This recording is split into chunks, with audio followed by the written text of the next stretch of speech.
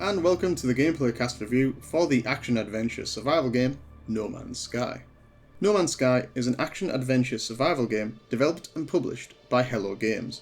The game is set in an almost endless procedurally generated universe built around 5 core pillars: exploration, survival, combat, trading, and base building.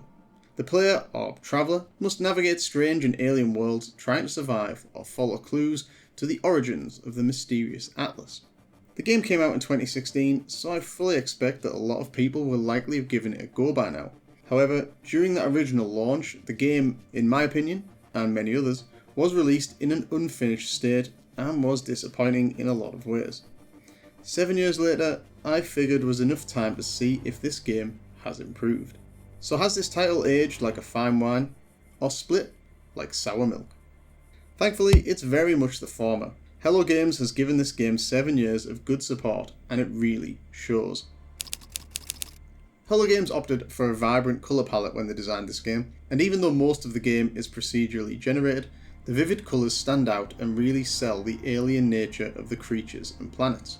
What really got me hooked initially was the way the game just throws you onto a planet with minimal exposition or tutorials and just challenges you to survive on your own from there. Do you stick with the planet you're on, build up a base and fully explore the world, or do you focus on repairing your ship and getting the hell out of there? Well, I channeled my inner 14-year-old and instantly began building a base.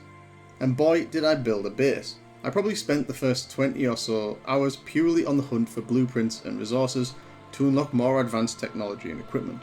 For those who have to get the bases just right, you chosen know what I mean, it's actually scary how much time can vanish when you get into this. The chill vibe of the game's soundtrack lulls you in, and before you know it, the entire day is gone. Once I perfected my home base and got out into the galaxy, the sense of mystery got me hooked on the pursuit of Atlas and what lies at the galactic core, and discovering as many weird alien relics and sites as possible. What kept my interest was the unknown and the thrill of discovering something new for myself. I think it's too easy nowadays to turn a game on and just turn your brain off, expecting the guides and the UI to lead you round by the nose.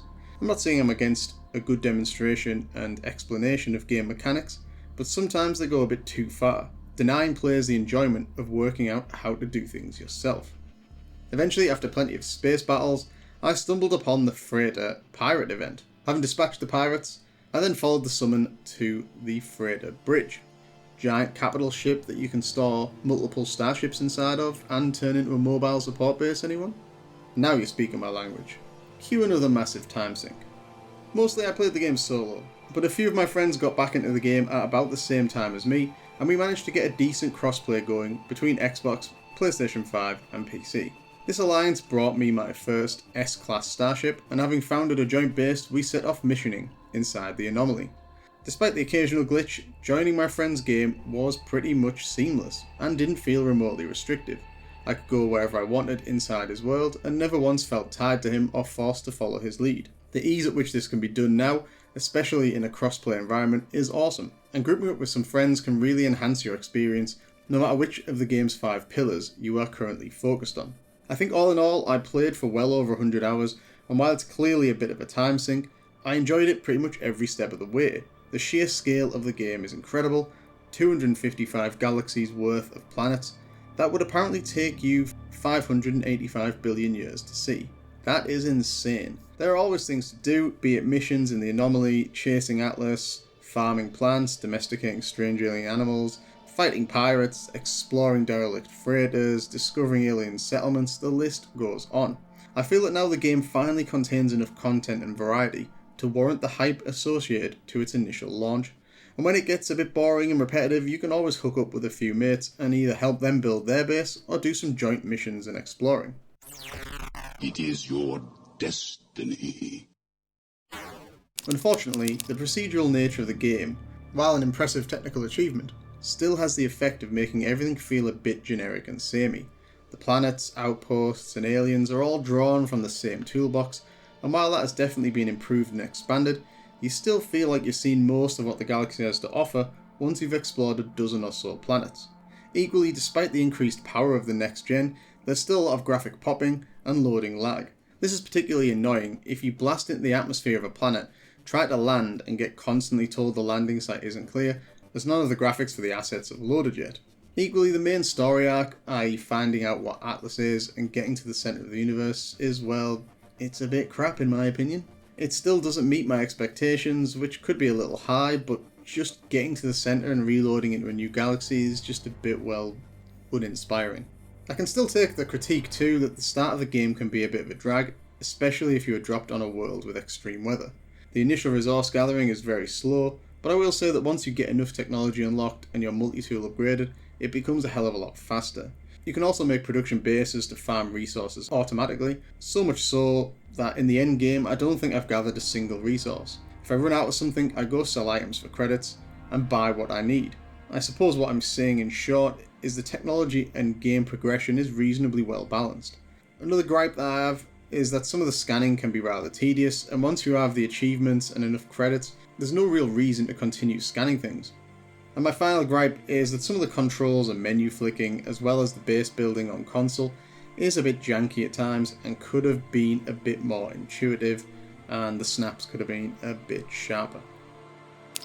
Overall, my sentiment towards the game is now undoubtedly positive. In its current state, it really is a solid title and something any sci-fi fan can appreciate. So where does it sit on the scale? I think it's got to be somewhere between good and great.